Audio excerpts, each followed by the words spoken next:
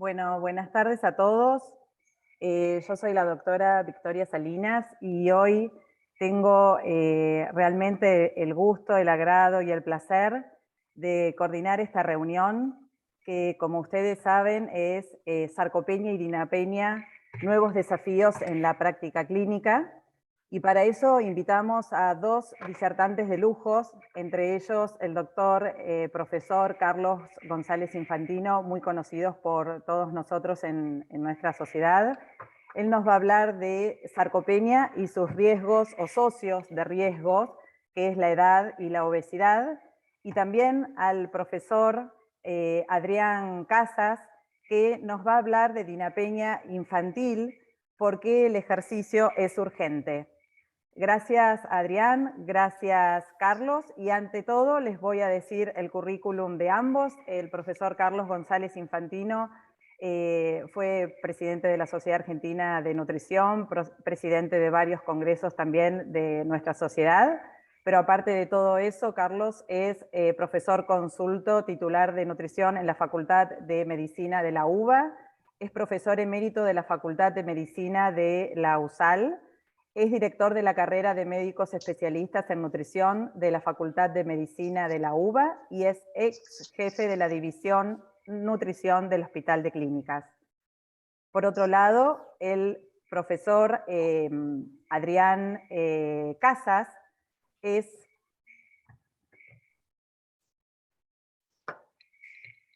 profesor, doctor en Ciencias del Deporte de la Universidad de Coruña, España, profesor titular de Fisiología aplicada a la educación física, es también docente de grado y posgrado en Fisiología del Ejercicio, Universidad de Favaloro, director de la especialización en Evaluación y Programación del Ejercicio de la Universidad Nacional de La Plata, es asesor internacional de GoFit Lab Madrid, España,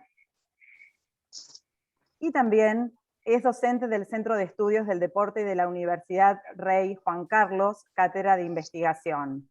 También está en Ingeso Sport en Vida Activa y Ejercicio Físico, Madrid, España. Bueno, les agradecemos a ustedes que puedan estar hoy, porque realmente el tema que nos compete, hasta ahora nosotros sabíamos mucho de sarcopenia por la edad, pero bueno, también sabemos que la obesidad trae mucha sarcopenia, y lo que más nos llamó la atención es el hallazgo clínico con la pandemia, de lo que está justamente el profesor Adrián Casas también haciendo su tesis, nos contó la doctora Miriam Antonietti sobre justamente dinapenia, que sería todo lo que fuimos viendo con respecto a la pandemia, al sedentarismo en la población infanto-juvenil.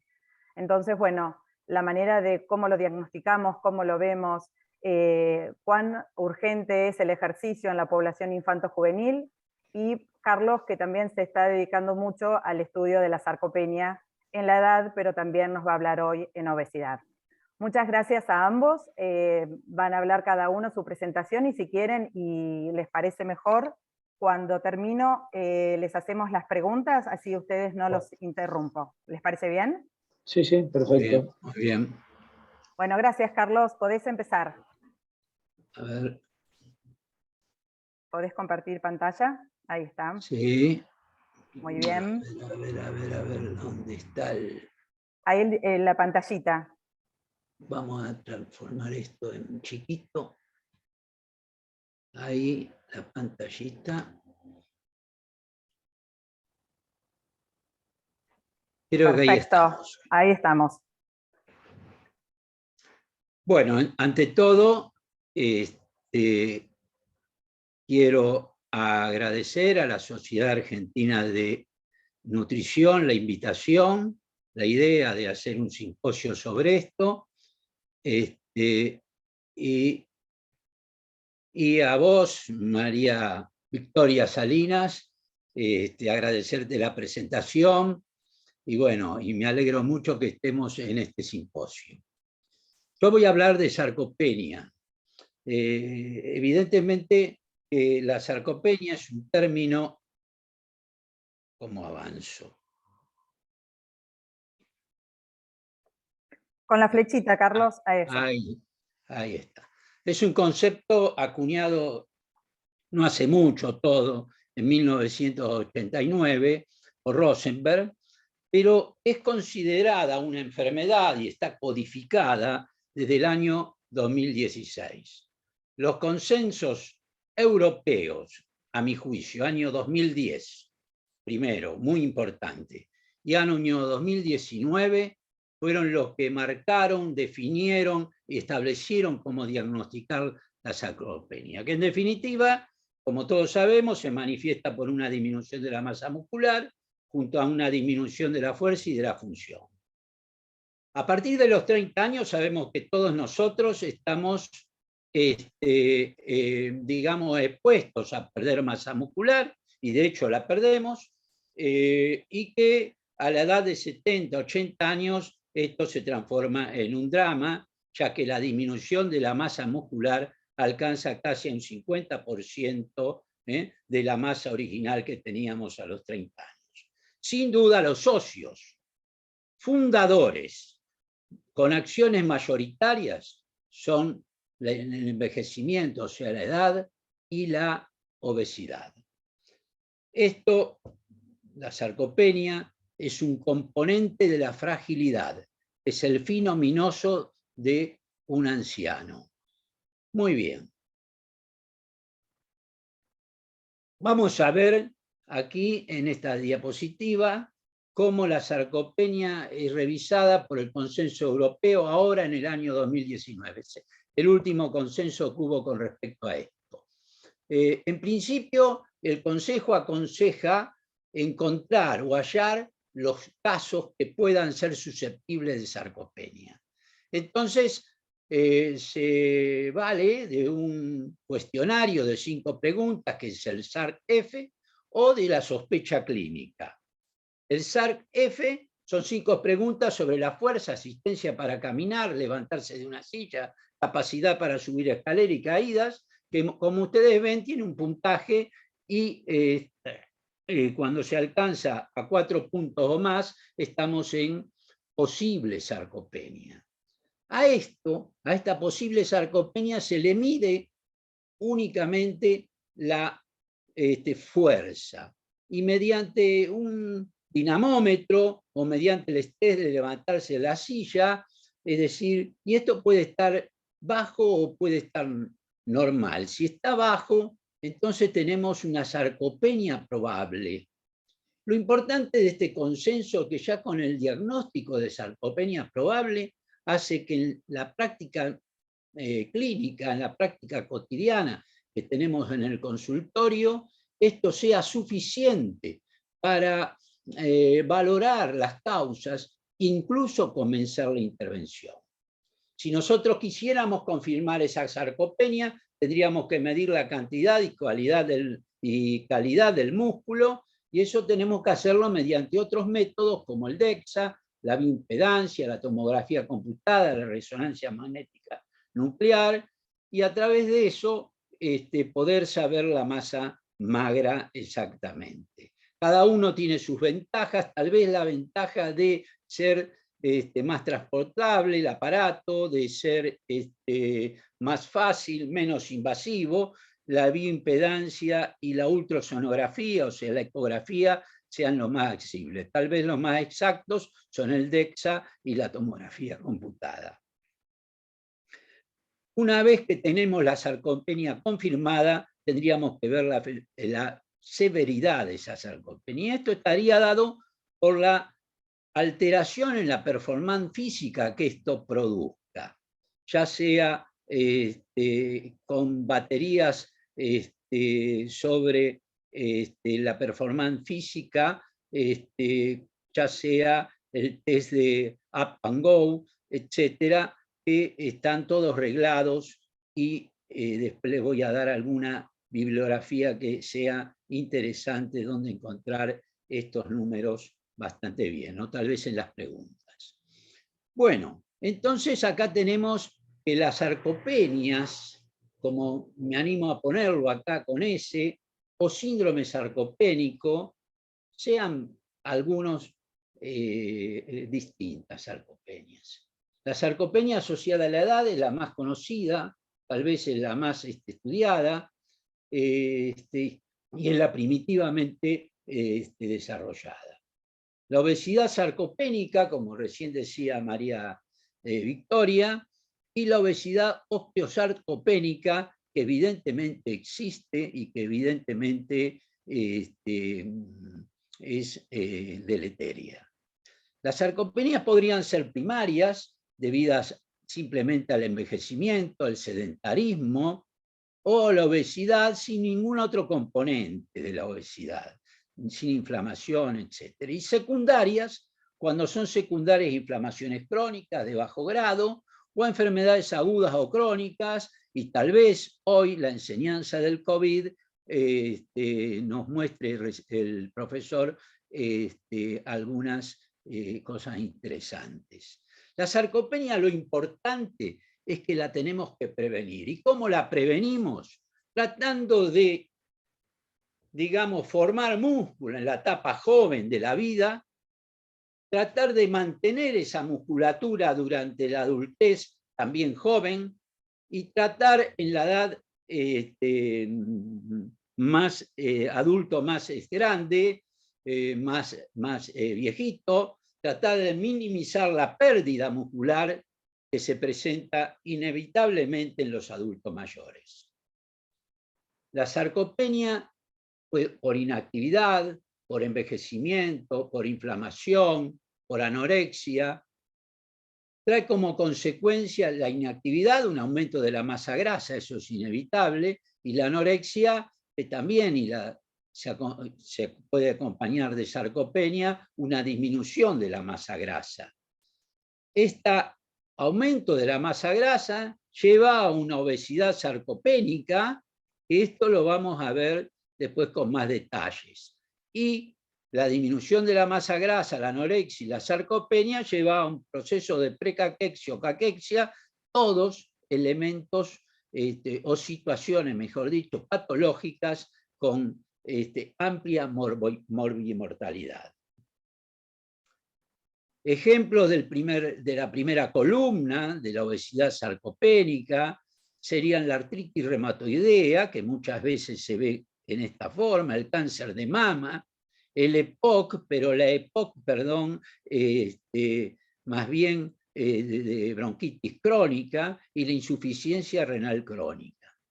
En cambio, la EPOC con enfisema, la insuficiencia cardíaca congestiva, el cáncer avanzado, la cirrosis hepática, se da más en el campo de sarcopenia unida a un cuadro precaquéctico o caquéctico. Vamos a ver, antes de empezar a hablar de sarcopenia, la unidad funcional, el sarcómero del músculo, que en este momento más nos interesa. Este sarcómero, que tiene la unidad a través de dos discos Z, y en las cuales están como incrustadas los filamentos finos y gruesos, los finos constituidos por actina, polímero de actina, y la otra cadenas pesadas de miosina. Esta actina o estos polímeros de actina están envueltos, enroscados, mejor dicho, en la actina están el filamento que es la tropomiosina, en donde se depositan estas proteínas como las troponinas. Normalmente, en la contracción, en presencia de calcio y en presencia de ATP, los pedúnculos estos se unen a las troponinas y tiran hacia el centro en forma centrípeta del sarcómero y desplazan los polímeros de actina hasta que unirse, con lo cual acortan el sarcómero. Esto es interesante porque estos polímeros de actina tienen que formarse continuamente para mantener ese músculo. Entonces vamos a ver algunas intimidades biomoleculares de la sarcopenia. Y ahí tenemos, en principio, esto que sería la actina polimerizada, que representa acá lo que este filamento en el dibujo. La actina se transcribe y después a nivel nuclear por factores de transcripción nuclear y por factores de respuesta sérica que actúan en las zonas correspondientes en el genoma de tal forma de hacer la transcripción de actina y después la síntesis de actina, con lo cual despolimerizada inhibe el factor de transcripción nuclear, pero rápidamente con señalizadores del Rho, como vemos acá, esta actina la polimerizan y de esta forma el Rho queda, el factor de transcripción queda nuevamente liberado para la transcripción y la traducción después de actina. De esta forma, vemos qué importancia tienen estas sustancias. Entonces, acá hay un review muy interesante de hace un tiempo, en donde tenemos aquí cómo actúa la contracción y cómo es la contracción en el joven y cómo es la contracción en el hombre grande. De la contracción en el joven vemos que hay bastante STARS, proteínas señalizadoras del Rho, como hay bastantes digamos, factores de transcripción y donde hay bastantes también factores de respuesta sérica. Y cómo esto actúan a nivel del núcleo, en donde van a comenzar la transcripción de muchas proteínas. Por ejemplo, la distrofina, que es una proteína importantísima para mantener la formación muscular, proteínas antiinflamatorias como la interleuquina 4, formación de actina, formación de cadenas pesadas de miosina, de factores de crecimiento, etc. Esto abunda. Por otra parte, en el joven, muscle ring finger está absolutamente inactivado. Esta es una ubiquitinasa, es decir, que ubiquitiniza proteínas de tal forma que una vez señalizadas por la ubiquitina, se son trasladadas al proteasoma donde son degradadas. ¿Qué pasa en el hombre, en el adulto mayor? El dibujo es menos florido, parece un árbol de invierno. Hay menos STARS, hay menos factores de transcripción, menos factores de respuesta sérica, y por otro lado, y fundamentalmente, hay una proteína ubiquitinizante de la misma familia que el FOXO, que están en cierta forma ubiquitinizando factores de respuesta sérica, con lo cual son en cierta forma eliminadas. Por lo cual, a nivel del núcleo, la transcripción de algunas proteínas se inician con una forma mucho más lenta o no se inician. La distrofina, las proteínas, las interleuquinas relacionadas antiinflamatorias, etcétera, etcétera. Es decir, es distinto. ¿Qué sucede eso en la contracción? O sea que la misma contracción en un joven es mucho más efectiva que en un hombre adulto mayor. A nivel del estado de represión de energía y nutrientes, como aminoácidos como la leucina, la cosa es importante. ¿Qué sucede? En el joven y en el adulto toman las mismas vías, por lo cual acá no hay alguna diferencia, pero con distinta intensidad. Vemos que la célula, cuando está rica en ATP y cuando tiene aminoácidos como leucina, la función de la célula es fundamentalmente sintetizar proteínas. Y lo hace a través del eje anabólico por excelencia, como el AKT, el mTOR, y el mTOR señalizando algunas proteínas que hacen a la síntesis proteica, como el factor inicial eucariota o la S6 quinasa, que lo que hacen es simplemente tomar el ARN mensajero que sale del núcleo y lo trasladan hacia el ribosoma para que ahí pueda hacerse el intercambio de esos nucleótidos por aminoácidos. Eso es interesante. Por otra parte, en este estado de represión, de bonanza energética y proteica, el mTOR inhibe los elementos catabólicos o de clearance, como son el proteasoma y como es los mecanismos de autofagia.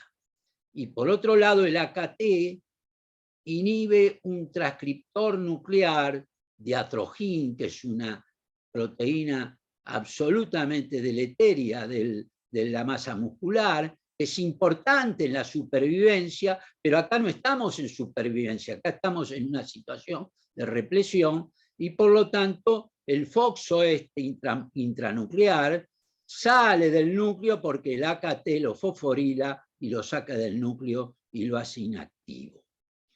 Entonces esto sucede cuando comemos aminoácidos, cuando ingerimos leucina.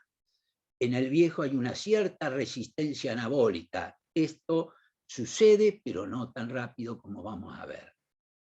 También hay otra realidad, es la realidad inflamatoria, la respuesta inflamatoria con el factor kappa B, con el factor nuclear kappa B, que por un lado estimula el proteasoma, como vemos aquí. Estimula este proteasoma, ¿por qué? Porque evidentemente va a marcar fibrillas musculares, entre otras proteínas, para que ahí puedan ser recicladas aminoácidos y utilizar esos aminoácidos para muchas funciones que tiene en la inflamación la proteína, que no es simplemente sintetizar músculo, al contrario. Y por otro lado, el factor nuclear kappa B, a nivel nuclear, digamos que disminuye la transcripción de una proteína que es la MyoD, es una proteína de diferenciación muscular muy importante y que hace al crecimiento muscular. Por lo tanto, vemos cómo actúa la contracción, cómo actúa los nutrientes de energía y cómo actúan factores inflamatorios. Entonces, enfermedades crónicas y envejecimiento, se escucha, ¿no? Bien. Y envejecimiento actúan sobre la disminución en la sarcopenia, produciendo sarcopenia, disminución de la masa, insuficiencia contráctil, menor fuerza, alteración metabólica, de regulación de mioquina. Lo que nos interesa en este momento fundamentalmente es la alteración metabólica. Y acá ponemos varias cosas conocidas.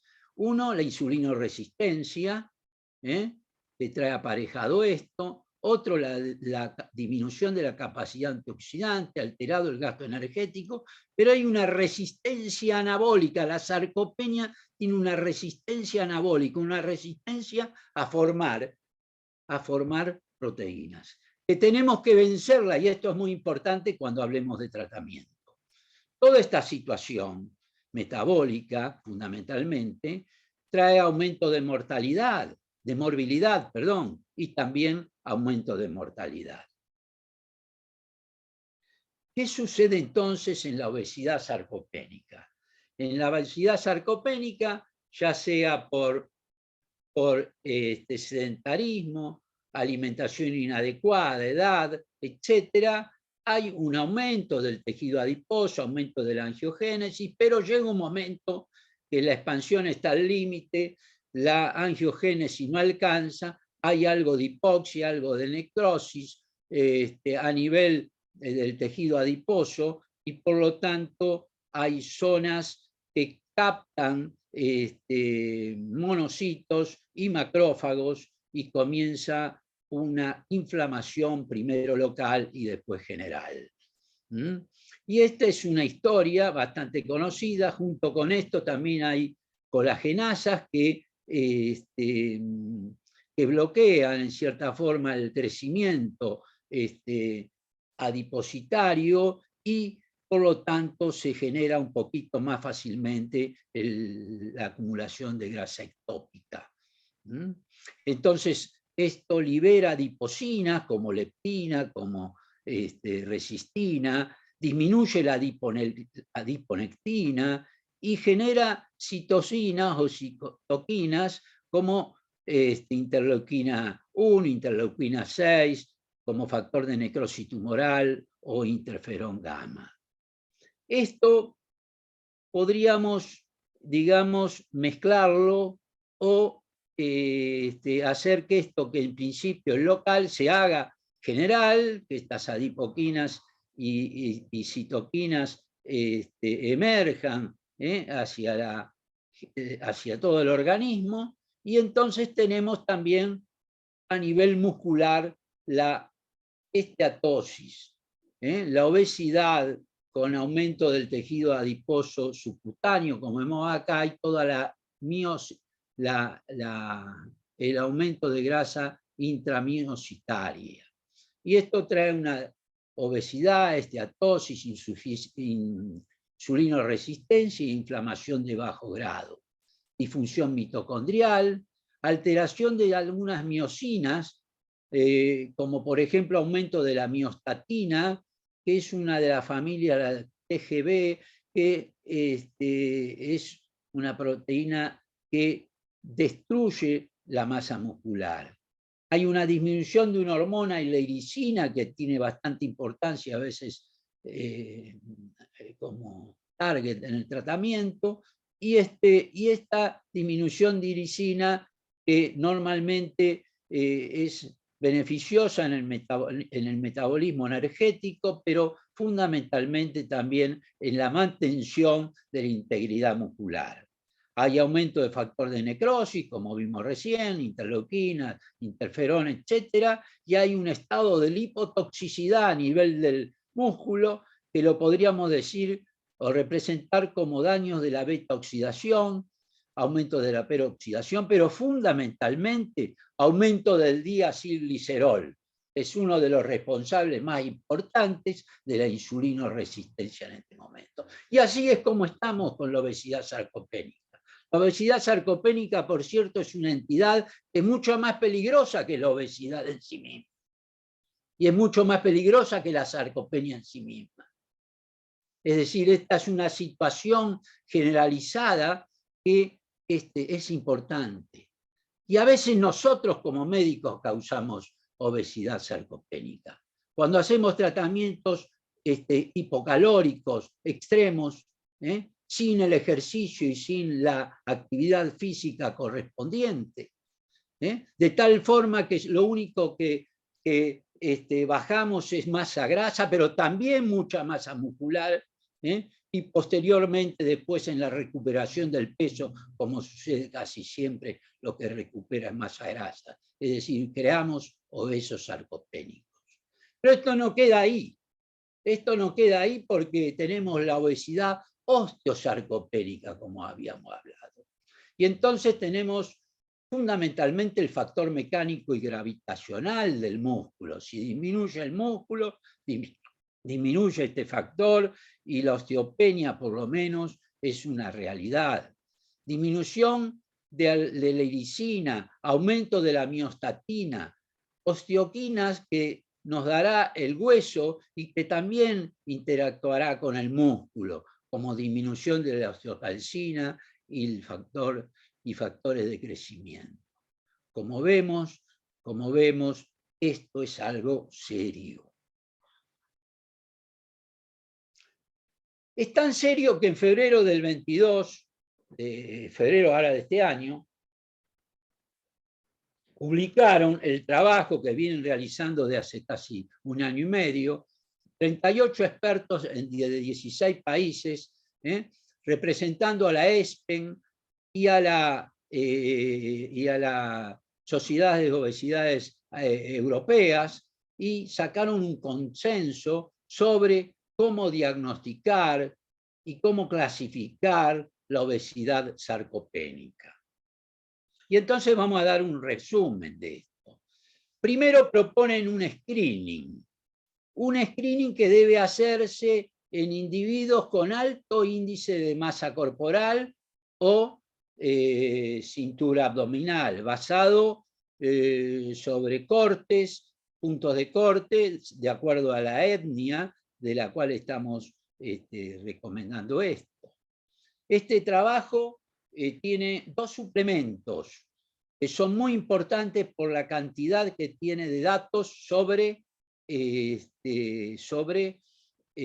distintos valores, puntos de corte, para no solamente esto del índice de masa corporal, sino para otras cosas.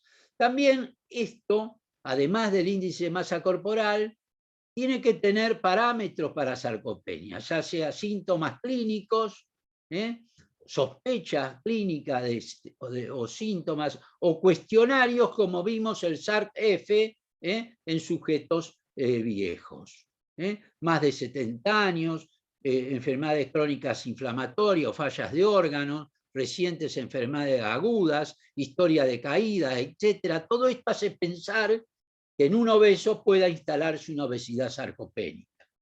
El diagnóstico se hace una vez sucedido este screening en dos pasos. Primero, se estudian algunos parámetros funcionales del músculo esquelético, considerando la fuerza, ya sea como la fuerza con el dinamómetro, el test de la silla, y si estos parámetros funcionales sugieren la presencia de osteosarcopenia, el diagnóstico será considerado a continuación de acuerdo a la composición corporal. Y si está alterada la composición corporal, incrementada la masa magra o reducida la masa, incrementada la masa grasa o reducida la masa muscular, mediante estudios del DEXA o el bioimpedancia, etc., bueno, estamos en presencia, sin duda, de una osteosarcopenia. Ambas, alteradas la composición corporal y alterada la funcionalidad del músculo o la performance del músculo, evidentemente que tenemos la presencia de osteosarcopenia. Pero da dos estadios que es interesante verlos. Estos dos estadios deben basarse en la presencia de complicaciones. El estadio 1 es cuando no hay complicación y el estadio 2 cuando presenta al menos una complicación. Pero esta complicación tiene que ser atribuida a la presencia de la obesidad sarcopénica, es decir, no una complicación distinta o por otras causas, sino que uno pueda atribuirla, por ejemplo, a enfermedad metabólica, cardiovascular, respiratoria, etcétera, atribuida a la obesidad sarcopénica. Bien. Así, nosotros hemos visto cómo lo paso.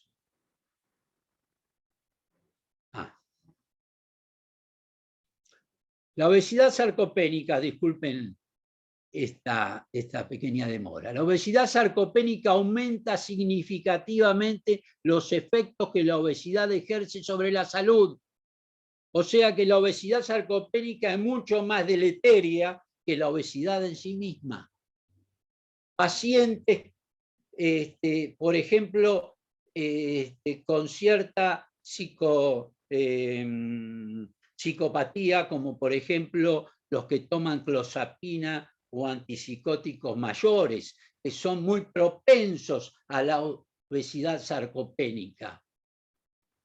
Bueno, son mucho más pasibles de sufrir diabetes tipo 2. Hay muchísimo trabajo que acá no se lee, no es el objetivo de leer los trabajos, sino ver que hay estos y muchísimos más para saber que son mucho más pasibles de diabetes tipo 2. Y fundamentalmente de trastornos cognitivos. Esto sí que hay mucho y cada vez más. Cuando hablamos Carlos, de tratamiento, perdón. hablamos de la resistencia anabólica en el adulto mayor que hace a sus necesidades proteicas. Y veamos, en adultos jóvenes, 75-80 gramos con 75-80 kilos de peso, alcanzan un plató con 20 gramos por comida. Con 40 gramos ya elevan la urea urinaria, ya no hay más formación de proteínas. En adultos mayores necesitan 35 a 40 gramos. ¿Por qué? Porque hay una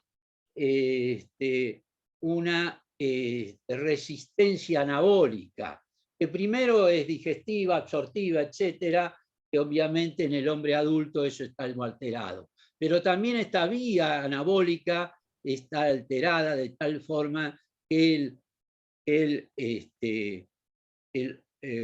adulto mayor necesite más proteínas para alcanzar la síntesis máxima de síntesis proteica. Carlos, estamos en tiempo, ¿eh?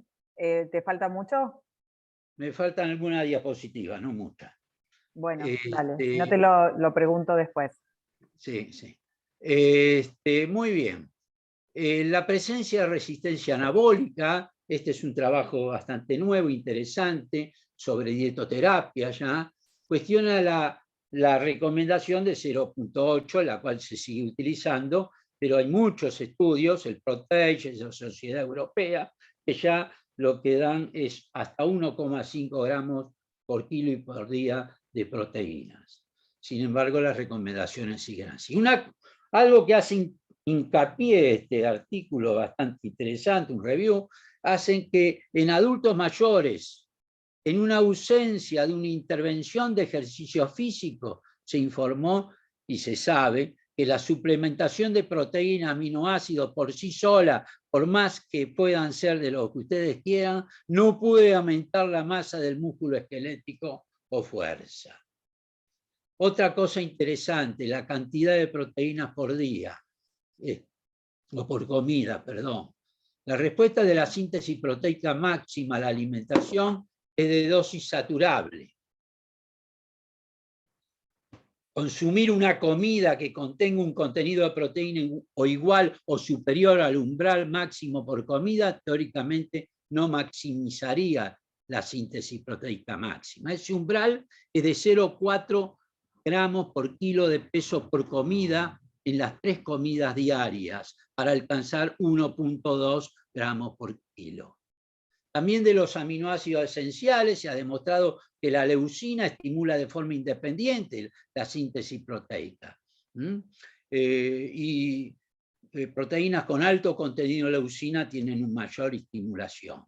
Y algo interesante, diferentes dosis de proteínas total, 25 gramos frente a 10 gramos, que contenían el mismo contenido de leucina, indujeron un aumento similar de síntesis proteica máxima. O sea que en adultos mayores que tienen generalmente trastornos para comer, una saciedad precoz, etcétera, podemos utilizar estos contenidos de leucina. Suplementos entonces de leucina, como acá lo muestra, que actúan sobre fundamentalmente el emetor, aumentándose la síntesis proteica.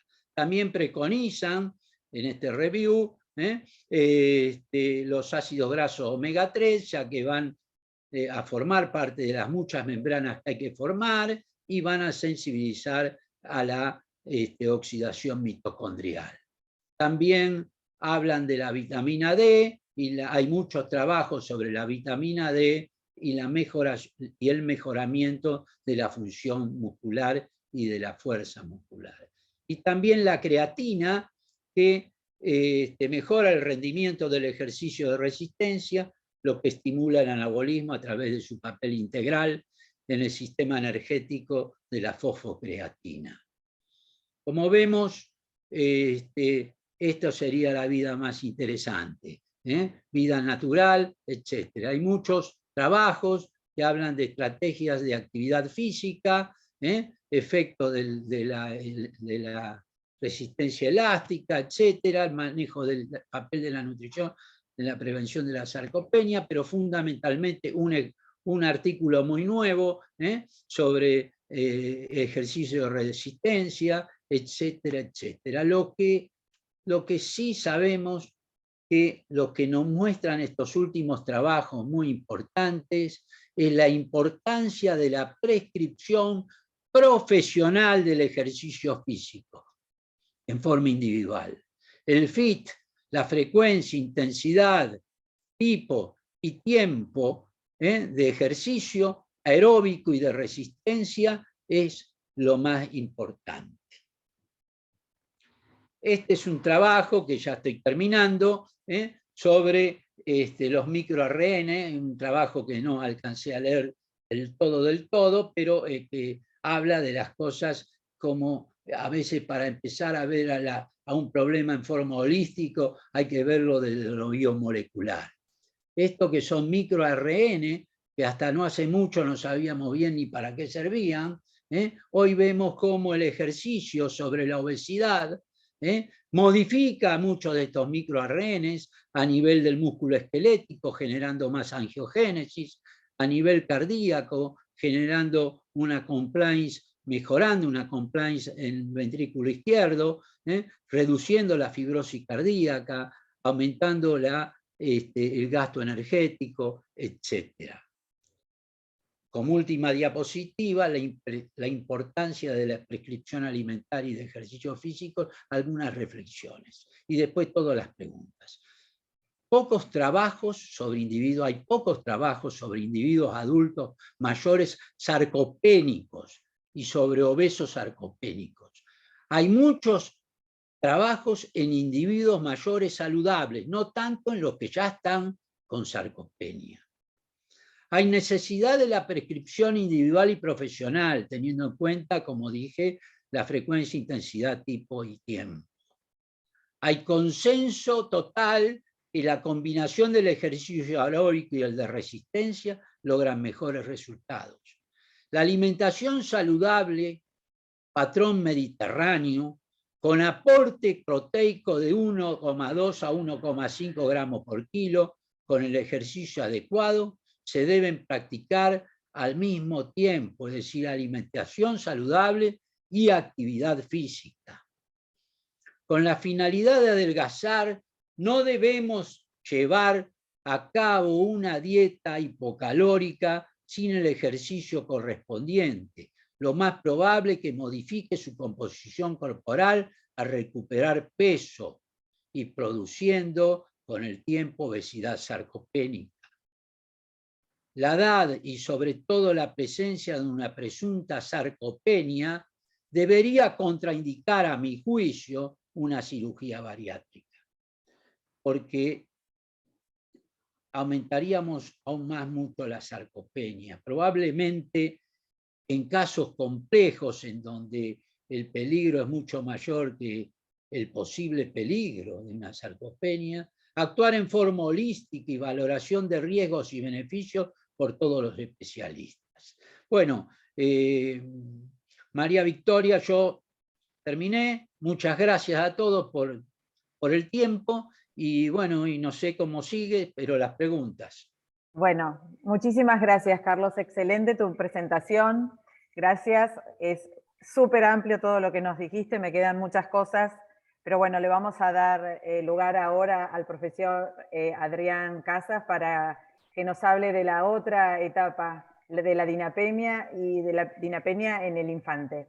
Gracias, Adrián. Estamos con vos para escucharte. Bueno, muy bien. Vamos a compartir pantalla. Ahí estamos. Ahí están viendo mi pantalla, ¿bien? ¿Correcto? Sí, perfecto. Muchas gracias. Bueno, muy bien. Bueno, buenas noches a todos. Agradezco la invitación para participar. Es mi primera participación con ustedes. Bueno, ya estuve en el Congreso, pero esta es mi primera participación en este tipo de jornadas científicas. Estoy muy agradecido y a la vez muy movilizado porque me interesa mucho esto de interactuar con sociedades científicas, más desde el lugar que ocupo, que es el lugar académico de la fisiología del ejercicio. En esta oportunidad empiezo, bueno, como dije, por agradecerles a ustedes y en particular, en especial, que mantuvo contacto conmigo, fue muy directo y asiduo el contacto y la disposición, la doctora Miriam Antonietti, que fue la que me convocó, así que esto lo quería dejar dicho.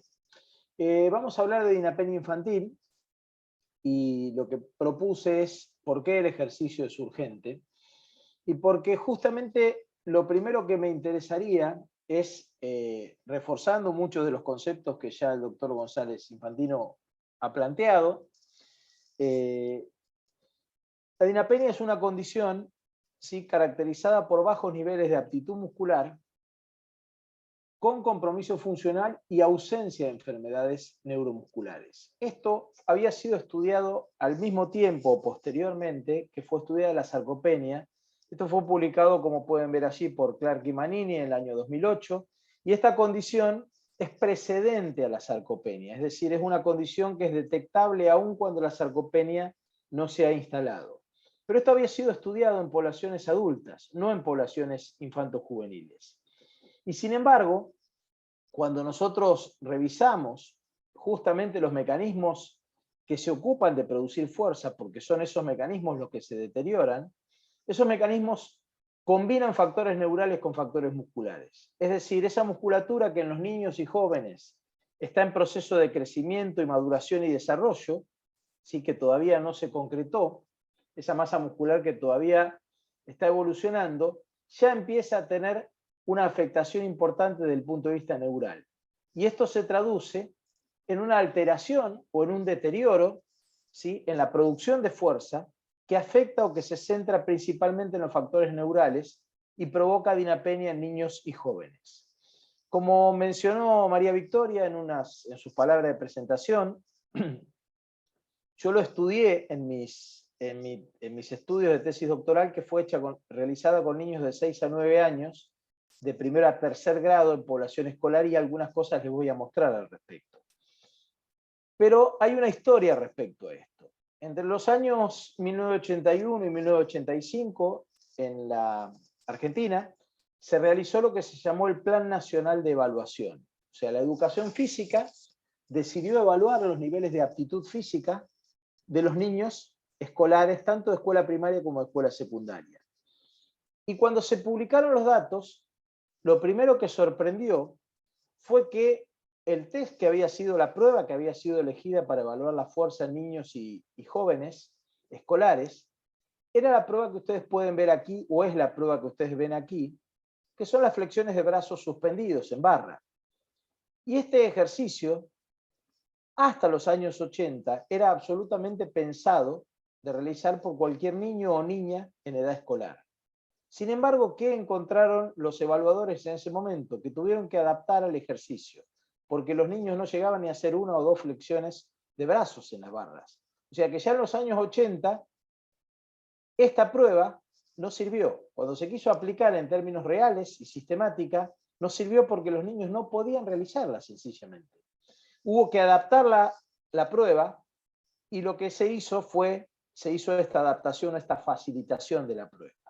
Pero esto, que parece un dato menor, no lo es, porque una herramienta de evaluación que para los niños 50 años atrás había podido servir, ¿por qué 30 años o 20 años después no servía? Si la población infanto-juvenil, estábamos hablando de la misma población homogénea, que eran escolares. Y eso es lo que observamos, o lo que se observó inicialmente. Se observó justamente que los niños escolares, cuando se les plantea este tipo de ejercicios, incluso este tipo de ejercicios, las flexoextensiones de brazos, no en decúbito ventral, en posición horizontal en el piso, esto es imposible, hay que facilitárselas así o así. Entonces, claramente hay una imposibilidad desde el punto de vista de la disponibilidad corporal que ellos tienen, por falta de entrenamiento, por falta de aptitud muscular. Estos datos, que surgen de los estudios de la tesis, que no los publiqué porque tienen que ver justamente con esta cuestión y el objetivo de la tesis era otro, en estos datos yo evalué niños de 7, 8 y 9 años en el 2006 que volvieron a ser evaluados, niños de 7, 8 y 9 años, no los mismos claramente, 9 años después, para ver si ocurría algo parecido en menos espacio de tiempo que lo que les había ocurrido a los investigadores en el Plan Nacional de Evaluación que mencioné anteriormente. Y tomé el salto en longitud, porque el salto en longitud es considerado técnicamente una de las pruebas por excelencia para en población escolar medir la fuerza muscular de todo el cuerpo. Uno podría pensar que el salto en longitud estima o predice la fuerza del tren inferior, y sin embargo el salto en longitud necesita de la acción impulsiva y coordinada del tren superior, necesita de la estabilización del centro del cuerpo, o sea, de los músculos que hacen al llamado core o centro del cuerpo, y necesita de los músculos estabilizadores de la columna. Entonces, en interesantes trabajos de correlación para ver qué test podría homologar o expresar, casi identificando la fuerza corporal para no tener que recurrir a varias pruebas para distintos segmentos corporales, esos estudios arrojaron que el test del salto en longitud es el gol estándar o debería ser el test a evaluar en población escolar. Teniendo en cuenta, claro, una salvedad que es obvia. El peso corporal excesivo penaliza esto porque el niño tiene que trasladar su masa corporal. Entonces, un niño con sobrepeso u obesidad, por supuesto que se va a ver penalizado al realizar esta prueba en relación a un niño que tiene normopeso. Pero independientemente de esa cuestión, en estos datos o en este estudio que yo les estoy mostrando a partir de estos resultados, fíjense lo que encontramos. Lo mismo que habían encontrado los investigadores que anteriormente mencionados. La barra que está en 2006 es justamente el año 2006, perdón, es la barra en color celeste. En el eje vertical tenemos los centímetros alcanzados en el salto en longitud, y en el eje horizontal vemos los cortes, varones primero, mujeres después, 7, 8 y 9 años respectivamente. Es decir, primero, segundo y tercer grado, tercero, cuarto, algunos chicos de cuarto grado. Y vean claramente lo que había pasado, cómo los niños del 2006 alcanzaban, y las niñas exactamente lo mismo, en todas las edades, mayores resultados o rendimientos que 9 años después. Es decir, esta tendencia a la pérdida de fuerza muscular es la tendencia de los últimos 30 años. Los niños son más inactivos, pierden fuerza muscular y son más voluminosos, es decir, tienen más masa corporal. O sea que realmente es un combo casi perfecto. Y esto, relacionado a lo que decía el doctor González Infantino anteriormente, es una tormenta perfecta porque todo lo que se ve en la etapa adulta, incluso lo que se veía a partir de la cuarta, quinta década de la vida en adelante, ahora se ha anticipado y ya empiezan a aparecer estas patologías o prepatologías en niños. Hoy existe, por ejemplo, cuadros de dolor lumbar crónico no patológico en niños escolares. Esto era impensado. Era impensado suponer, es impensado suponer que haya sarcopenia, claro, porque todavía no desarrollan la masa muscular. Pero si hay dinapenia, justamente todo hace suponer que esto va en camino directo, si no se corrige esa dinapenia, a una sarcopenia adulta futura. Entonces, ¿cómo afecta concretamente la dinapenia a los niños? En primer lugar, reforzando el concepto que ya mencioné, que es la tendencia de las últimas 3 décadas, la pérdida de aptitud muscular, justamente hay una relación significativa, entre el incremento de la adiposidad corporal, el aumento del riesgo cardiometabólico y la mortalidad, en el mismo momento en que la fuerza muscular se reduce. O sea que en ese preciso momento lo demás ocurre. No se puede decir que sea causa y efecto, pero al menos hay una concurrencia. Y como les voy a mostrar en unos minutos, ¿qué pasaría si aumentamos la fuerza en esa concurrencia? Eso lo vamos a ver ahora en unos minutos. Pero esto, ¿qué trae aparejado en esta población escolar que está formando comportamientos? Porque eso es lo que hace la escuela. Formar comportamientos en esta etapa. Piensen que estamos hablando de niños hasta tercer grado. Pues justamente lo que hace es incrementa la inseguridad, reduce la competencia o la aptitud motriz para el movimiento, la disponibilidad corporal, e incrementa las conductas sedentarias. Porque los niños se empiezan a volver temerosos frente al movimiento, no lo intentan porque a priori piensan que no lo pueden hacer, pierden autoconfianza y se ponen más sedentarios. Y esto se empieza a observar a partir del tercer, cuarto grado, porque justamente ahí es donde, cuando hice mi estudio con 337 niños, observaba cómo los de primer y segundo grado ni siquiera miran al costado lo que hace el compañero. Ellos hacían cualquier ejercicio aunque les saliera mal. En cambio, en tercer, cuarto grado, ya cuando se les da una consigna, empiezan a mirar al otro. Y si ellos ven que a la mayoría les sale, se van quedando y no lo intentan. Entonces, quiero remitirme a esto, porque esto es bien interesante, esto que vemos aquí, que es una consecuencia bien directa. La llamada o el evento reconocido como los glúteos perezosos, o la amnesia glútea, como se le llama coloquialmente ahora. ¿Y qué es lo que termina ocurriendo? Una de las consecuencias funcionales serias de esta dinapenia es que al haber un fuerte deterioro de la activación neural, con pérdida de la fuerza muscular, la musculatura del glúteo mayor, mediano y medio, que es la principal musculatura extensora de la cadera y protagonista de todas las acciones musculares del tren inferior, muy importante para las acciones de pararse y sentarse, como el test de la silla que mencionó el doctor González Infantino, pero principalmente para administrar la fuerza del tren inferior, empieza a mostrar falta de aptitud, ¿sí?, para contraer la musculatura de la cadena posterior. Los niños pasan una excesiva cantidad de horas sentados, por eso ahí hablamos del sofá asesino, porque esta posición, no solo porque están mal sentados, si la cantidad de horas sentados, lo que hace es, produce un debilitamiento de toda la musculatura de la cadena posterior. Y cuando a un adolescente se le pide que se pare sobre un pie, nada tan simple como eso, parate sobre un pie y eleva la otra rodilla, la figura que observamos o la que nos demuestra es esta que vemos aquí abajo. Y empezamos a conjeturar equivocadamente. Decimos, no, bueno, porque hay acortamientos musculares, porque el empuje puberal. No. Acá hay una imposibilidad del área motriz del cerebro para reclutar las unidades motoras que debe reclutar, para que se active toda la cadena posterior, que se activen los músculos multífidos y la columna vertebral logre la posición erecta, que se active el cuadrado lumbar y la cadera esté estabilizada, que se active el glúteo, los isquiotibiales y demás, y se pueda extender la cadera como debe ser. Entonces, por supuesto, que esto trae una consecuencia funcional inmediata que tiene que ver con la disponibilidad corporal, es decir, con la posibilidad de movimiento que los niños van a tener frente a cualquier actividad muscular de la vida diaria. Entonces, esta capacidad de activación, esta falta de fuerza y en determinados grupos musculares debe perfectamente y puede perfectamente ser evaluada y, por supuesto, ser entrenada. Por eso es el entrenamiento es urgente.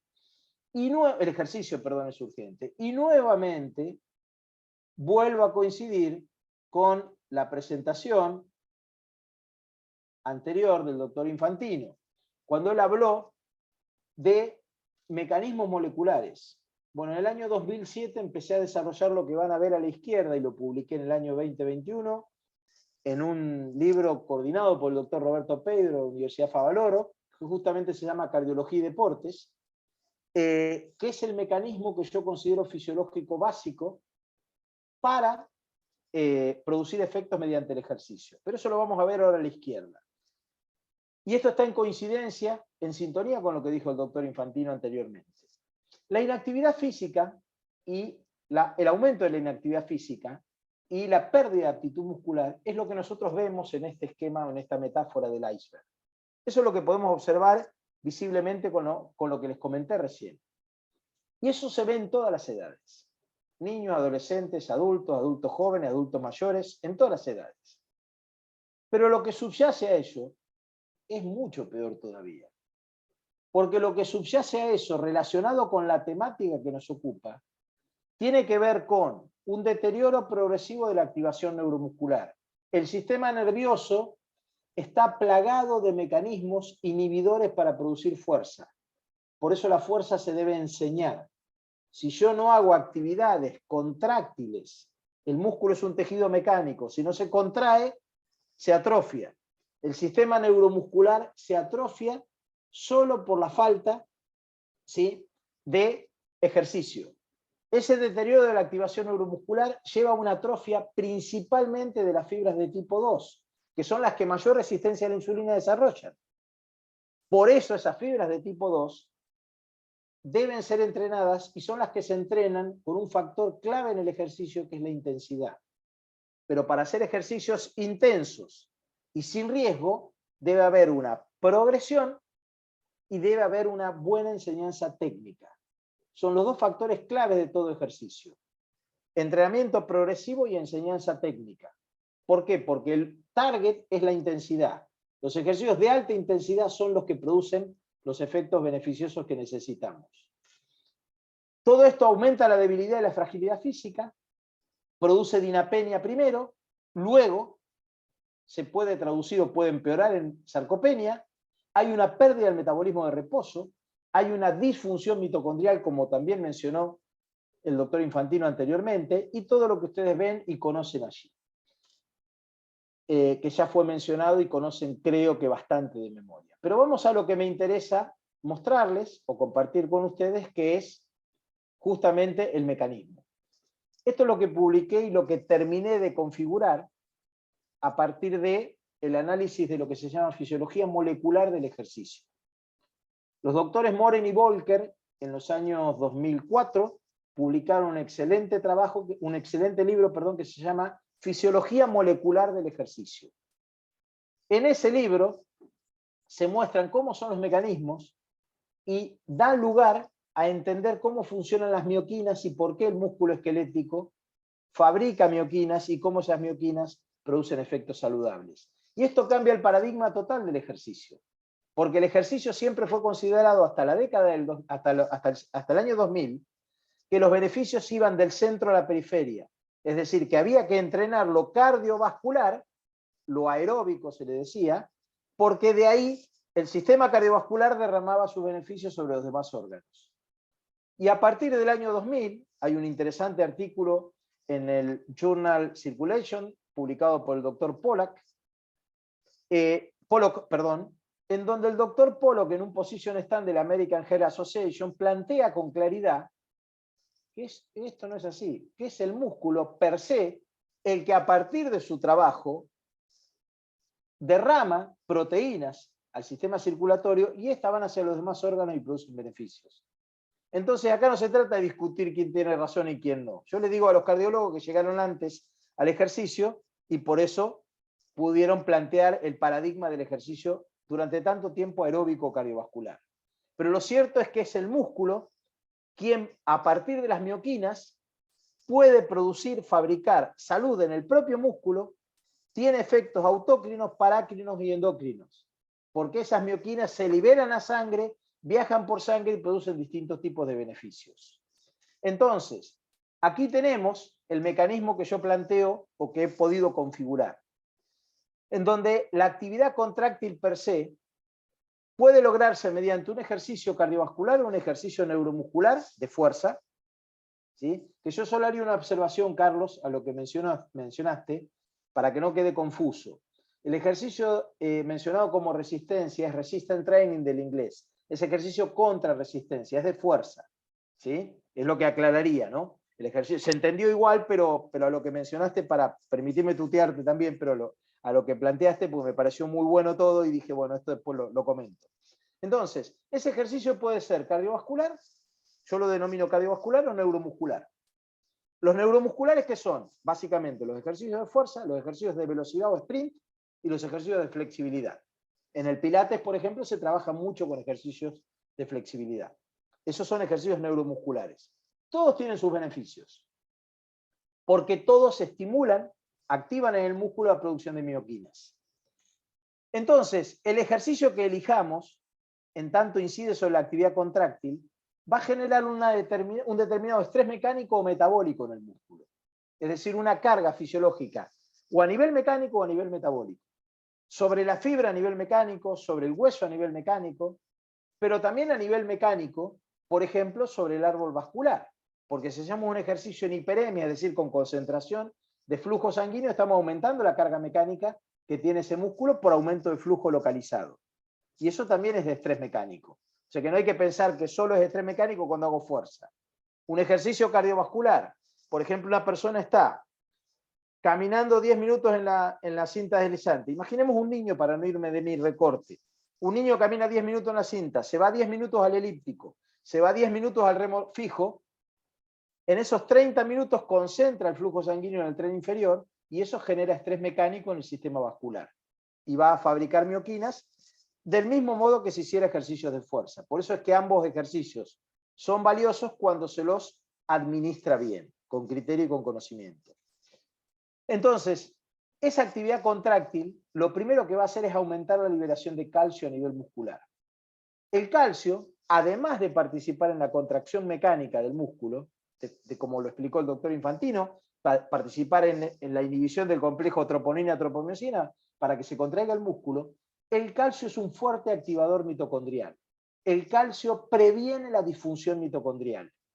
Entonces decimos esto siempre. ¿Cuáles son los ejercicios que más calcio liberan en el músculo? Los más intensos. Sean cardiovasculares o de fuerza, los más intensos. Los ejercicios más intensos usan fibras rápidas. Las que son más resistentes a la insulina, bueno, un negocio redondo. Las que más salud van a promover las fibras rápidas. Más calcio se libera, más se previene la disfunción mitocondrial. Está todo perfecto. Solamente debemos entenderlo esto de un contexto programado de progresión metodológica. No viene el primer día y le zampo un ejercicio intenso porque estoy escuchando esto que estoy diciendo aquí y lo saqué de contexto. Entonces, ese estrés mecánico y o metabólico, el que predomine, va a actuar a nivel molecular en la organización celular de ese músculo, activando señales intracelulares. El primer señalizador intramuscular que se activa es el AMPK, proteína quinasa activada, que sensa los niveles de ATP que hay en el músculo. Cuando el ATP se escinde a ADP, ahí nomás se activa la AMPK quinasa. Entonces, toda vez que el ejercicio es intenso, yo digo, lo explico siempre como una ruedita, el ATP se escinde a ADP y se vuelve a resintetizar ATP. Pero ahí transitoriamente ADP, pues eso activa la MPK, proteína quinasa activada. ¿Y eso qué hace? Que aumente la tasa de síntesis proteica en ese músculo. Entonces, esto que tanto nos preocupa, cómo activar la síntesis proteica en un músculo para que sea proanabólica, y no catabólica, pues acá tenemos una buena clave con el ejercicio de alta intensidad. Ello va a mejorar o a aumentar o a actuar sobre la expresión génica celular y ello inicia lo que se llama una modificación fenotípica. Porque el entrenamiento, y esto también debemos ser claros los que estamos en el área de la biología, entender que el ejercicio no produce adaptaciones, produce efectos. Una adaptación en biología es algo que ocurre en 10.000, 20.000, 30.000 años. Entonces, los libros siguen hablando de adaptaciones. Yo propongo cambiar adaptaciones por efectos de entrenamiento. Un efecto agudo o crónico, morfológico o funcional, no importa, pero efecto es más apropiado, por eso ahí aparece efecto agudo, y ese efecto agudo con la repetición del programa se termina siendo en crónico. Y el primer efecto agudo que aparece es el efecto antiinflamatorio. Por eso el ejercicio es maravilloso, porque el ejercicio es el principal agente antiinflamatorio que tenemos disponible y que nos cuesta nada. ¿Sí? Bien. Entonces, este extraordinario trabajo de un colega de ustedes, de Robert Wolf, en el Journal de Nutrición Clínica del 2006, ya el título me despertó a mí la inquietud, porque el subestimado rol del músculo en la salud y en la enfermedad. Este para mí es un artículo pionero, porque justamente este autor lo dice con todas las letras. Concluye sobre la importancia que tiene conservar la masa muscular, la fuerza, la resistencia, la potencia y la función metabólica. Todo ese conjunto de acciones han sido subestimados en el campo de la salud y la enfermedad. Entonces esto es clave que lo tengamos presente. Este artículo para mí es brillante. Hay 3 artículos que yo recomiendo para este tema, después podemos hablarlo si les interesa, pero para trabajar sobre este tema, hay un artículo de Golnick que habla sobre justamente la modificación fenotípica dentro del músculo en función del ejercicio, y una investigadora, Bente Pedersen, que es muy conocida, que trabaja mucho con mioquinas, y Pedersen también es que habla del órgano, del músculo como órgano de secreción endocrina. Ese artículo es excelente, es fundamental. Entonces, claro, tenemos un músculo que es altísimamente plástico. El músculo esquelético, después del sistema nervioso, es el tejido más plástico que tenemos en el cuerpo. Y no es poca cosa decir, porque el tejido más plástico es el sistema nervioso, e inmediatamente por debajo viene el músculo esquelético. Esa plasticidad, ¿qué hace? Que responda muy rápido a la actividad física y al ejercicio, pero también que responda muy rápido a la inactividad física y al sedentarismo. Entonces, puede producir efectos positivos o negativos en función de nuestro estatus o comportamiento frente a la práctica del movimiento. ¿Es un tejido mecánico? Como tal, necesita que lo alimentemos, que haya contracción. Y es un tejido endocrino. Y del mismo modo que la medicina trató la prehipertensión y la prediabetes, yo les digo, la dinapenia es análoga a aquellos cuadros.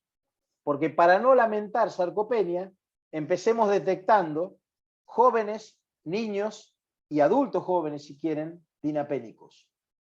Se van a asustar de la cantidad insuficiente de niveles de fuerza que hay en nuestra población. Yo hago una observación por defecto profesional. Muchas veces cuando estoy en un café en la ciudad de ustedes, en Buenos Aires, yo soy de La Plata, estoy en un bar y cuando estoy esperando para ir a una conferencia, una clase o lo que fuera, miro cómo se levanta la gente de la silla cuando se va, se retira para pagar.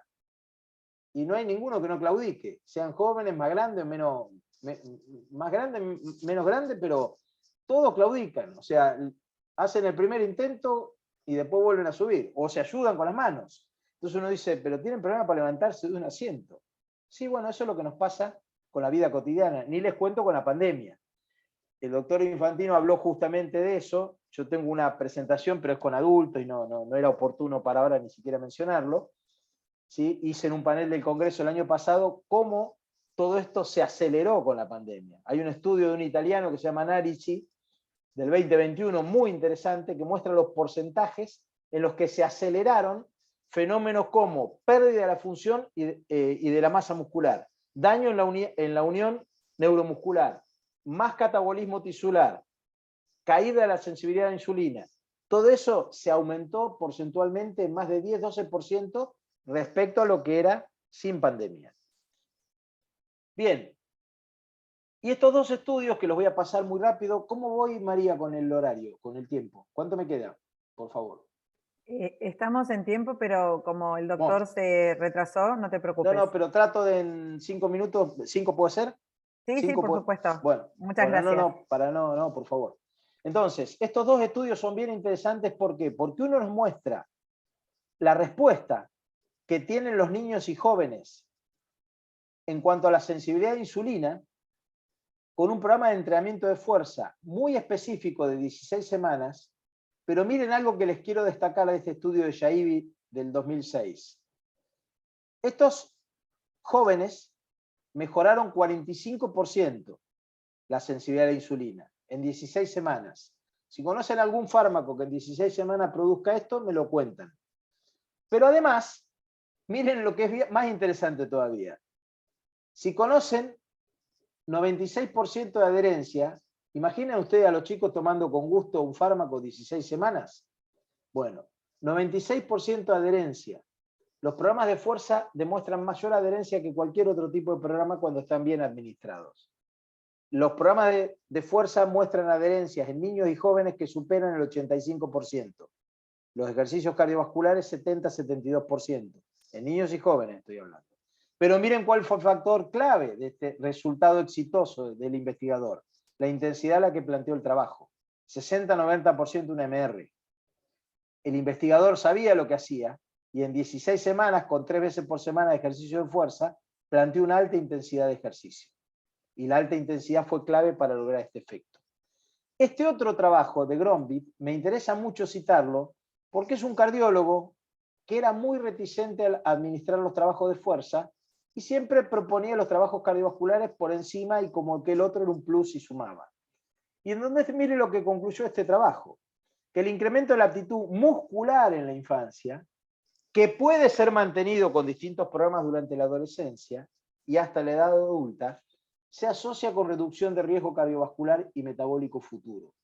Entonces, muy bien, también en la línea de lo que mencionó Carlos anteriormente, esos adultos que van a ser obesos, que van a ser sarcopénicos, ¿sí?, que tienen riesgo metabólico aumentado, fíjense ustedes cómo el ejercicio desde temprana edad puede garantizar a futuro, ¿sí?, ciertos beneficios.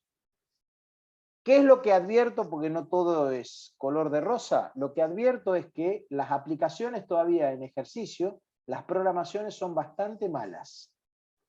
Veo papers recientes, están mejorando mucho, pero hay déficit de programación. Yo conocí y trabajé, en realidad intercambié con el doctor Balducci, que trabaja con diabetes y ejercicio, ¿sí?, es italiano, y lo conocí en Madrid, en un simposio, y yo intercambié sobre este tema, que en mi opinión los ejercicios de fuerza están mal programados, aún le falta rigor en la programación en los trabajos de investigación. Para no detenerme o no excederme en el tiempo, esto es lo que les quería mostrar. Perdón. Esto es lo que les quería mostrar. Esto es la que siempre elijo de los 3 estudios de mi tesis doctoral, elijo siempre esta figura porque es la que me parece más significativa para lo que estamos hablando. No había habido ningún estudio hasta la tesis doctoral que se preguntara cómo influye la fuerza muscular sobre la coordinación motriz. Porque si los niños se sienten inseguros, si los niños pierden aptitud para moverse, si los hacemos fuerte, ¿qué pasa con esa coordinación motriz, con esa seguridad para moverse? Esto es un estudio hecho sobre 335 niños de primer a tercer grado, como les mencioné. Acá está la división de la muestra, o sea, los que eran niñas y niños. Acá tenemos los que tenían sobrepeso y obesidad. Esto que está en el eje vertical es el puntaje coordinativo, es decir, los que están más arriba tienen más coordinación, los que están en el medio, coordinación intermedia, y estos los que son más malos en la prueba de coordinación. Lo que están en las líneas es la aptitud muscular alta, la primera línea, la discontinua es la aptitud muscular media, y la línea continua negra es la aptitud muscular baja. O sea, acá no hubo entrenamiento mediante, acá se hizo una foto. Llegamos a la escuela, 335 niños, a ver cómo está la coordinación y la fuerza.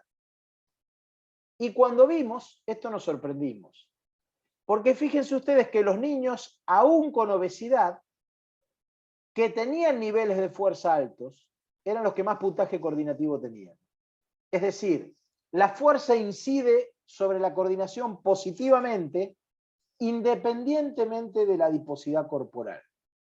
Y esto es muy interesante, porque en la escuela, cuando nos encontramos con niños obesos, ¿qué es lo que podemos hacer inmediatamente? ¿Aumentarle la fuerza o tratar la obesidad? De ninguna manera vamos a incidir sobre su obesidad. Pero sí le podemos aumentar la fuerza, eso los va a hacer más coordinados y le va a dar más herramientas para el movimiento, sumado a lo que mencioné de la adherencia. Entonces es urgente ponerse en población escolar a corregir los valores de dinapenia que tienen nuestros escolares infantiles. Y estoy todavía no cansado ni derrotado, pero les digo que hice muchos esfuerzos, hablé con autoridades de la provincia, recientemente estuve en Santiago del Estero en un evento, estuvo el secretario de Deporte de la provincia de Santiago del Estero, hablando de las maravillas que hacen con el deporte, pues le dije, entonces empecemos a trabajar con población escolar y empecemos a sistematizar las evaluaciones del salto en longitud nada más, para ver cuántos niños tenemos en qué parámetro y para mejorar ese estatus y para de esa manera incidir positivamente sobre este flagelo. Y lo último que les digo, porque los quería incluir a ustedes, por supuesto, si no, ¿de qué les estoy hablando? Es que para que se produzca un efecto de entrenamiento, el principal factor es el factor nutricional, es el componente nutricional. Si la nutrición no cumple, no reúne los preceptos, los requisitos, las orientaciones que mencionó el doctor Infantino, si los aspectos nutricionales están flacos, no vamos a lograr, con todo el tiempo para la adaptación necesario, ni con la carga más específica, ningún tipo de efecto. Entonces esto lo debemos tener muy en claro. Finalmente entonces, y con esto ya sí cierro, a modo de conclusiones, la dinapenia infantil es una realidad, sus riesgos futuros sobre la morbimortalidad cardiovascular y metabólica en la edad adulta está bien demostrado. La aptitud muscular es el marcador específico, predictivo y más relevante para monitorizar estos niveles de rendimiento en niños y jóvenes. Y los programas de entrenamiento de fuerza han demostrado ser esenciales desde el punto de vista del crecimiento, la maduración y el desarrollo, seguros, eficaces y saludables para garantizar un crecimiento y desarrollo conforme a lo que esperamos de nuestros niños. Por eso hace falta evaluar la aptitud muscular, implementar programas para desarrollarla y acciones que mantengan esa aptitud muscular hasta la edad adulta para frenar la dinapenia infantil. Muchas gracias. Excelente presentación. Profesor Casas, antes te tuteé, bueno, como quieras. Me encantó, sí, claro. Me pareció súper interesante todo lo que dijiste. Y yo te voy a hacer la primera pregunta antes de empezar. Al margen de que tenemos que actuar y que lo tengo claro, todo el mundo dice 1 hora de movimiento para la población infantil. Sí. ¿Qué es lo que dirías vos para evitar todo esto, que si no lo evitamos desde esta edad temprana, después terminamos con todo lo que dijo el doctor González Infantino? Bien, muy bien. No, lo que diría es que hay que ir un poco más allá, porque las recomendaciones, esto es como cuando la medicina empezó a recomendar, los sanitaristas principalmente empezaron a recomendar que camine la población. Y eso está muy bien. Hay que recomendar, la gente tiene que caminar, pero eso es hacer actividad física. Nosotros tenemos que ir un escalón más. Que la gente camine está bien, pero además que haga ejercicio. ¿Y qué tipo de ejercicio? Ejercicios de fuerza. ¿Sí? ¿Por qué ejercicios de fuerza? Porque lo que estamos perdiendo es esa condición. Los adultos mayores aumentan el riesgo de caídas, ¿sí? Y su fragilidad aumenta porque pierden fuerza. Por eso se los testea con el test de pararse y sentarse en la silla. Y algo que le dejo para que por favor después el doctor Infantino, si le parece bien, lo retome, en ese position stand de la Sociedad Europea de Sarcopenia, es bien interesante cómo ellos incluyeron, además del test de pararse y sentarse en la silla, cronometrar las primeras 6 repeticiones del pararse y sentarse para ver cuánto demora. ¿Y por qué se cronometran las primeras 6? Porque es más importante que las veces que se paran y se sientan, ¿sí?, la potencia muscular. Y cronometrándola veo quiénes son más potentes o menos potentes. Porque es clave entender que entonces hay una cualidad superior incluso dentro de la fuerza, que es la potencia muscular, que está más relacionada con la calidad de vida. Entonces, respondiendo, María, en concreto a lo que vos decís, recomendar ejercicios de fuerza. Que esa hora de recomendación no es suficiente, esa hora de recomendación no es suficiente desde el punto de vista de la actividad. O sea, sirve decir hay una hora de movimiento, es lo que, sí, la OMS, y estoy de acuerdo que eso, y controlar la cantidad de horas frente a la pantalla, eso está bien, pero no alcanza, hay que hacer más. Claro. Entonces, el ejercicio hay que, yo digo más que prescribirlo, porque eso sería prescribirlo, indicarlo. Hay que programarlo ahora. Hay que decir, no, mire, usted tiene que hacer este tipo de ejercicio. Tiene que por lo menos hacer 6 u 8 ejercicios de fuerza en su programa de ejercicio, y eso lo tiene que hacer 2 o 3 veces por semana. Tienen que ser evaluados en la fuerza. Concurre un lugar donde lo evalúan, tráigame los valores, aunque ustedes tengan que formarse, tengan que tener cierto expertise para ver los valores. Otra cosa que le digo a Carlos, y que quiero también que quede claro aquí, es también tenemos que empezar a relativizar, desde el punto de vista de la utilidad, el hand grip o la fuerza del agarre, el dinamómetro, la fuerza de agarre. Es un test muy práctico para evaluar la fuerza, y sí, con adultos mayores es verdad que se utiliza y demás. Pero desde el punto de vista de la funcionalidad no representa, no me va a indicar el nivel de fuerza corporal. Entonces, sigámoslo usando al hand grip cuando hagamos investigaciones y demás, pero hagamos o busquemos alguna otra prueba que sea un poco más funcional, ¿sí?, cuando queremos valorar esas cuestiones. Y esto es una recomendación, un comentario que hago. Pero lo concreto sería eso, María, no sé si te respondo, pero sí, me gustaría sí, y se lo ofrezco, si alguna vez quieren hacer una jornada directamente de programación de ejercicio, ¿sí? De hablar de Me tipo encantaría, modo. me Yo encantaría. con todo gusto Va a quedar pendiente, va a quedar Bueno, eso pendiente. queda a Te lo disposición, tomo, ¿eh? ¿eh? Sí, por supuesto. No, me ofrezco con total disposición. Carlos, ¿querías preguntarle algo o contestarle algo al profesor No, Casas? quería decirle que el hand grip, nosotros lo hacemos como muchas cosas hacemos en el hospital, como hacemos muchas veces antropometría, etcétera, y todo tiene su relativo valor. Cuando yo tomo un hand grip en la mano, Sí. Primero es un bodoque que pesa y que tengo que tener una determinada mano, a pesar que se adapta un poco, pero en realidad muchas veces no manifiesta lo que realmente pasa en la fuerza de ese individuo. Entonces en la clínica vos te basás de otras cosas, de observaciones también, Claro. que hacen a la sospecha clínica. Cómo se sienta, cómo se levanta de la silla. Evidentemente que esto es muy difícil plasmarlo en una medida con un aparato. Es lo mismo que la antropometría. La antropometría por ahí, para valorar composición corporal, sea uno de los métodos más baratos, más económicos, pero es muy dependiente del operador. Del evaluador. Es muy claro, difícil. Y sí. depende de la valoración de ese individuo. Si estamos frente a un obeso, es muy difícil medir un pliegue. No es lo mismo medir un pliegue en un desnutrido sin edemas que en un desnutrido con edemas. O sea que todo lo que nosotros hablamos a nivel de aparatos puede servir para hacer un consenso muchas veces, pero todos los consensos, todos los algoritmos de tratamiento requieren de algo fundamental, que es la experiencia personal en el tema, que le da justamente la particularidad para qué sirve cada cosa. No sé Bueno, qué la te verdad, parece con eso. No, estoy absolutamente de acuerdo, Carlos. Lo que pasa es que ese planteamiento que vos haces no es muchas veces el que se hace. O sea, muchas veces aparece un paper y se afirma que pasó tal cosa, que los niveles de fuerza son tales, y medido, y vos vas al material y método del estudio y ves que lo midieron con el hand grip. Y vos decís, bueno, si es un escalador, sí, un alpinista, sí, porque usa la mano, está bien, el hand grip va a ser relevante para su funcionalidad, pero pero está clarísimo, de acuerdo con lo que decís, sí.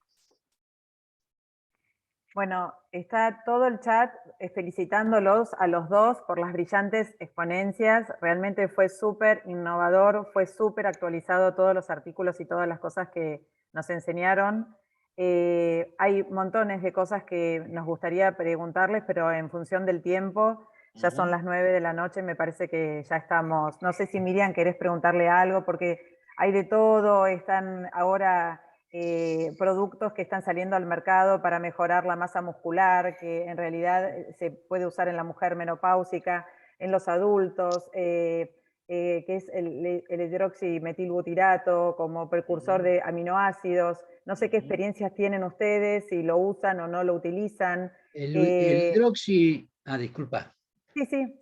El hidroxibutirato en realidad es un metabolito del metabolismo de la leucina. De la leucina, exacto. Y afecta fundamentalmente a nivel como cualquier aminoácido. En realidad, la célula en general tiene un mecanismo homeostático. Cuando la célula tiene poco ATP, porque ha sido gastado justamente en la síntesis, entre ellos síntesis de proteica y demás, va a predominar un elemento que es la MP quinasa, que ya la mencionara Adrián, y la MP quinasa lo que va a lograr a través de ciertos catabolismos, va a lograr justamente nuevamente la posibilidad de tener ATP. Pero digamos que la leucina, como cualquier otro aminoácido, si la célula tiene la energía suficiente, va a estimular el eje anabólico que proviene desde la AKT, el mTOR, etcétera, y en síntesis va a favorecer la síntesis proteica porque va a llevar a buen término esa cadena que es el ARN mensajero hacia el ribosoma para ser modificada esos nucleótidos, esos 3 nucleótidos, cada 3 nucleótidos por un aminoácido, y hace evidentemente la proteína. Eso es lo que hace la leucina. Yo creo que tomar una buena proteína de alto valor biológico en el marco de un plan de actividad física es suficiente. Es decir, creo que, digamos, hay cosas más importantes que estrictamente el medicamento. Con esto también creo que hay muchas cosas que se mueven, mucho dinero, etc. Claro. ¿Me permitís, María? Creo ¿Cómo que no? 30 segundos. 30 Sí. segundos, voy a tratar de no excederme los 30. Hay algo bien interesante en esto, que es, el ejercicio fue considerado hace mucho tiempo la polipíldora. ¿Sí? ¿Por qué? Por todo lo que aporta el ejercicio. Y yo quiero volver sobre ese punto en este sentido. Un trabajo muy interesante del 2001, bien viejito, de Greyway, de un investigador que se apellida Greyway, analizó qué pasaba con el factor de necrosis tumoral alfa como biomarcador en ancianos frágiles. Comparó ancianos frágiles con adultos jóvenes sin mediar entrenamiento y primero constató lo obvio, que los ancianos frágiles tenían mayores niveles de factor de necrosis tumoral alfa por el hecho de ser ancianos. Luego de haber hecho eso, dividió a los ancianos frágiles en 2 grupos, en forma aleatoria, y los sometió, o los expuso, durante 6 meses. Uno operó como grupo control y el otro operó como grupo experimental. 6 meses de programa de entrenamiento de fuerza, 2 veces por semana, basándose en la intensidad en forma progresiva. En esos 6 meses, los resultados fueron que el grupo experimental redujo 46% la expresión génica del factor de necrosis tumoral alfa y redujo 34% el contenido de factor de necrosis tumoral alfa. Y 2 cosas más importantes. Aumentó 83% el anabolismo proteico, el grupo entrenado versus el grupo no entrenado, ancianos frágiles estoy hablando. Y aumentó 91% las concentraciones de LPL muscular, es decir, de la lipoproteína lipasa muscular que se desarrolla en los vasos interiores del músculo. Que esto es razonable porque el volumen de entrenamiento fue hecho con sobrecarga de hiperemia de sangre, en lo que explicaba hoy. Entonces, este trabajo me parece brillante y no sé por qué está olvidado en la literatura, y entonces generalmente uno puede perfectamente, con el tiempo adecuado, porque uno dice, bueno, pero 6 meses es mucho tiempo. De los 6 meses, 3 meses fueron de progresión y de enseñanza de los métodos. O sea, se tomó 3 meses para hacerlo bien progresivo, para devolverles flexibilidad, porque eran ancianos frágiles, para restituirles movimiento, y después trabajó, sí, durante 3 meses en concreto. Este trabajo es bien interesante por los resultados que son sorprendentes, que no lo logra ningún fármaco. ¿Sí? Entonces, por eso digo, cuando se programa bien el ejercicio, las intervenciones ocurren. Y por eso, y retomo lo que dijo Carlos, cuando él hoy mencionó que a veces se hablan de adultos, pero no se tomaron adultos sarcopénicos. Bueno, acá se tomaron ancianos frágiles con esa intención. Es decir, no, vamos a ver qué pasa en la población target, de la que queremos verdaderamente producir los efectos. ¿Bien? Era eso solamente. Es que la necesidad hace al trofismo, ¿no? O de proteína o lo que sea.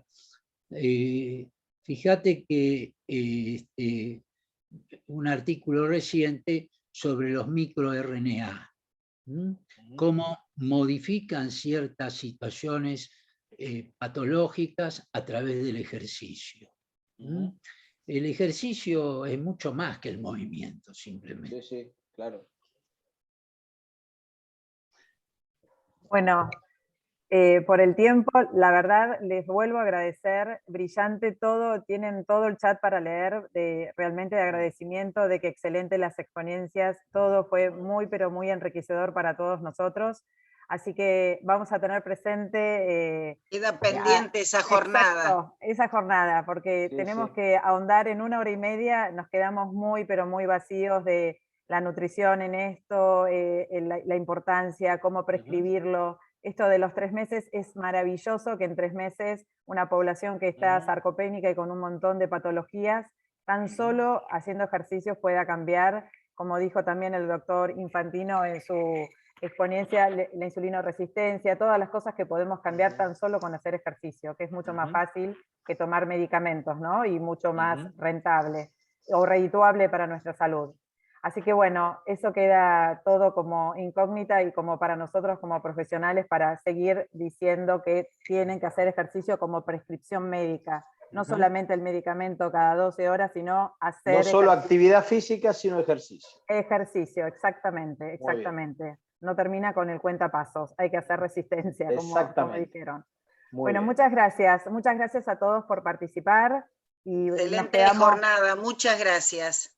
Gracias a ustedes. Gracias a todos. Gracias por estar. Gracias. Un gusto, Carlos. Un gusto, Adrián.